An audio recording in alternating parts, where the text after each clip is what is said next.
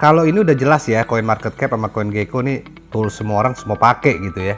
Tapi kalau untuk koin micin apa nih gitu info ya? Nih, kalau gue sih yang gue perhatiin ini gitu ya, expire date-nya gitu ya. Halo sahabat kripto. Sebelum video dimulai saya mau disclaimer dulu. Yang pertama adalah saya bukan penasihat keuangan dan ini bukan ajakan untuk investasi. Video ini dibuat hanya untuk tujuan edukasi dan sharing informasi secara umum. Oke, kita mulai videonya. Kali ini gue mau ngebahas soal tools ya. Ini kayak gini-gini kan kayak CoinMarketCap, CoinGecko tuh termasuk tools ya sahabat kripto ya. Tools buat nge-track token gitu ya. Sebelum masuk ke konten, seperti biasa kita lihat dulu keadaan market ya. Lagi pada kebakaran ya, bearish ya. Di Bitcoin di 600 juta lagi, kemarin 700, 600 lagi 659 juta ya. Yang kedua tetap Ethereum 53 juta. Yang ketiga market cap tertingginya tuh ada pada Binance ya, turun 4% ya, tapi masih bertahan di angka 7 ya, 7 jutaan ya, kemarin 7,7 ya. Tether stablecoinnya kok juga merah ya, biasanya hijau kalau semua pada kebakaran ya. Terus di bawahnya nomor 5 ada Solana ya, ke-6 ada Cardano, terus USDC, XRP, wah turun banget nih XRP nih. Terus ada Terra Luna, Polkadot hijau sendiri deh ya. Cuman nggak nyampe 1% sih ya, tapi oke lah dia hijau gitu ya. Terus Avalanche ke-11, Dogecoin, Shiba Inu ke-14, Polygon Matic ya dengan 34.213 kursnya gitu ya. Dan sebelum masuk ke toolsnya ya kan, gue mau cerita dikit tentang smart contract gitu ya. Ini gue ambil contoh, ini contoh aja ya MetaPets ya, karena dia lagi hype juga nih kayaknya si MetaPets ini gitu ya. Jadi gue ambil contoh aja MetaPets ya. Nah ini ya sahabat kripto yang dinamain smart contract ya. Dia berada di jaringan BEP20 smart contractnya ini gitu ya. Kalau lu klik di sini ya kan, itu dia langsung copy biasanya ya. Coba ya kita klik ya. Nah tuh ada tuh di atas ya, kontrak copy gitu ya. Ada juga token-token yang biasanya di sini ada dua, dia misalnya dia ada di dua jaringan gitu ya. Biasanya di BEP20 dia ada smart kontraknya gitu ya. Dan di Ethereum juga ada smart kontraknya gitu ya. Dia ada dua. Biasanya ada juga token-token yang kayak gitu ya. Oke, langsung aja kita masuk ke tools-tools apa gitu ya. Kalau ini udah jelas ya, CoinMarketCap sama CoinGecko nih tools semua orang semua pakai gitu ya. Tapi kalau untuk koin micin apa nih gitu ya. Yang pertama itu ada BSC Scan sama Etherscan ya sahabat kripto. Yang ngebedain apaan? Kalau BSC Scan ini yang token-token yang ada di jaringan BEP20 atau Binance Smart Chain Explorer tuh ya kan. Oke, tadi kan kita udah copy ya. Kita langsung aja paste ya. Oke, kita search. Nah, ini dia nih, kita udah masuk ya smart contract-nya ya. Tadi udah kita copy dan di sini ada token tracker MetaPets ya. Kita klik aja ya. Nah, di sini lu kalau mau lihat holdernya MetaPets ini gitu ya, dia sudah ada banyak juga ya, 85.877 address gitu ya. Dan udah ada transaksi transfernya tuh sekitar 500.000 gitu ya. Nah, di sini kita bisa lihat gitu ya, holdernya, terus supply MetaPets-nya tuh totalnya ya kan. Selanjutnya ada Etherscan ya sahabat kripto, ini untuk token-token yang ada di jaringan Ethereum gitu ya. Sama aja kayak tadi, ini kita bisa search di sini ya. Untuk smart contract-nya dimasukin ke sini, nanti dia akan keluar informasi tentang token tersebut. Tools yang kedua itu ya kan ada PooCoin.app ya sahabat kripto. Sama aja nih, kita masukin sini smart contract yang udah kita copy tadi gitu ya. Kita coba copy tadi ya smart contract-nya MetaPets gitu ya. Nah di sini sebenarnya sih sama aja kayak CoinMarketCap, tapi dia lebih detail untuk koin micin gitu ya. Nih grafiknya juga ada gitu ya, tuh kan. Sekarang lagi turun ya MetaPets ya. Ya kan? Terus nah ini dia nih, kita bisa untuk info market cap-nya, terus liquidity-nya dia ada di sini ya sahabat kripto ya. Nah ini nih kayak market cap-nya, sampai 68 juta ya.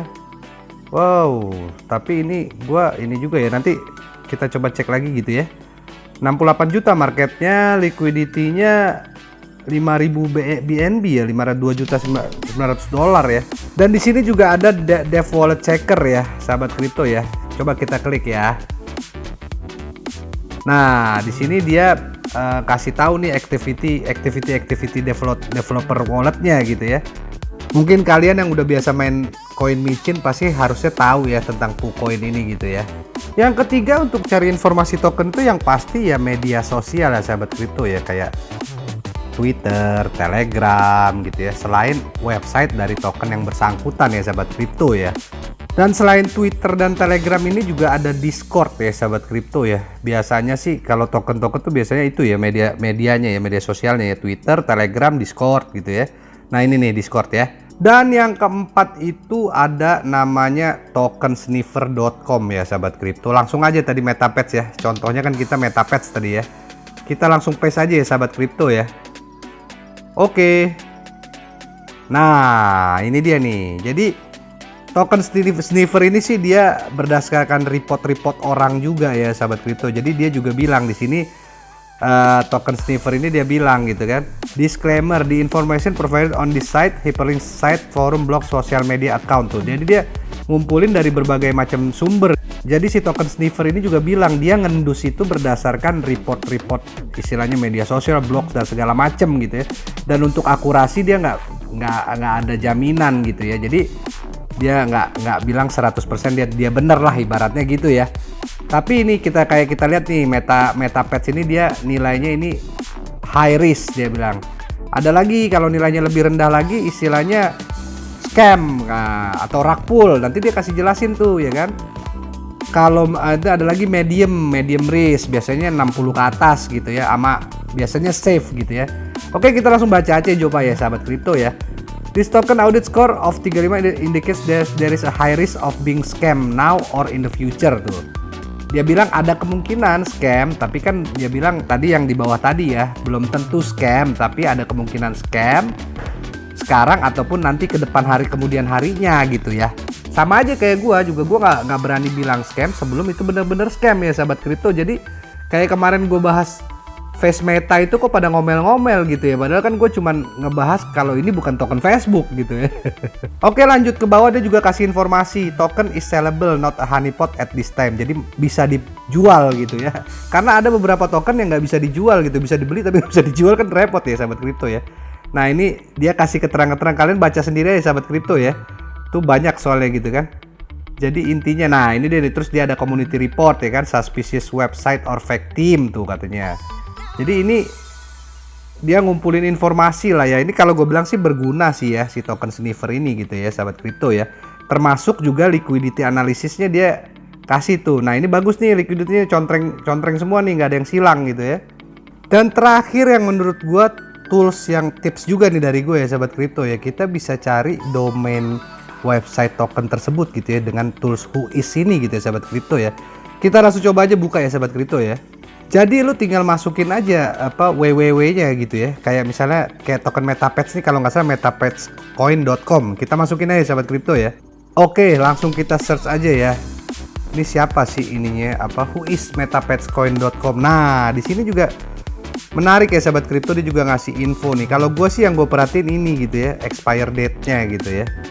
Jadi dia register nih bulan 11 tanggal 2 bulan 11 2021. Nah berarti dia expire-nya cuma setahun. Rata-rata sih setahun gitu ya, jarang yang ada 2 tahun, karena ini kan kayak harus bayar kan ya, kalau orang bikin apa website tuh kan harus bayar gitu ya. Nah ini yang menariknya ya gua apa, dan kalau serius itu harusnya sih ada juga sih yang dia langsung daftarin tuh langsung 2 tahun 3 tahun gitu ya. Contohnya kayak mindpi.com ini ya sahabat kripto, ini kan websitenya Pi Network ya sahabat kripto ya. Makanya gue walaupun gimana juga gue nggak berani bilang Pi Network ini scam gitu ya, karena lihat sendiri ya sahabat kripto, ini kan registernya dia 2018 ya kan, expire-nya sampai 2030 loh ya kan. Berarti dia langsung daftar tuh berarti register sampai 12 tahun tuh dia daftar. Jadi gue istilahnya untuk Pi Network sendiri gue udah bahas ya, udah dua ini gitu ya, udah dua konten gue bahas tentang Pi Network ini gitu ya sahabat kripto ya. Jadi gue kalaupun ada orang bilang scam, gue nggak berani bilang scam sampai benar-benar. Nah di sini juga ada informasi, dan biasanya juga kalau ini dia suka supply juga nomor telepon nama ininya ya, tapi ya tergantung gitu ya. Tapi kalau gue biasanya yang gue nilai ya expire date website tersebut gitu ya. Kalau dia istilahnya ngedaftarinnya lama kan berarti minimal dia niat banget tuh bikin token, kan gitu ya sahabat kripto ya. Gua rasa cukup ya sahabat kripto ya tips dari gua untuk hunting koin micin gitu ya sahabat kripto. Oke, salam cuan sahabat kripto. Gua pamit, bye bye.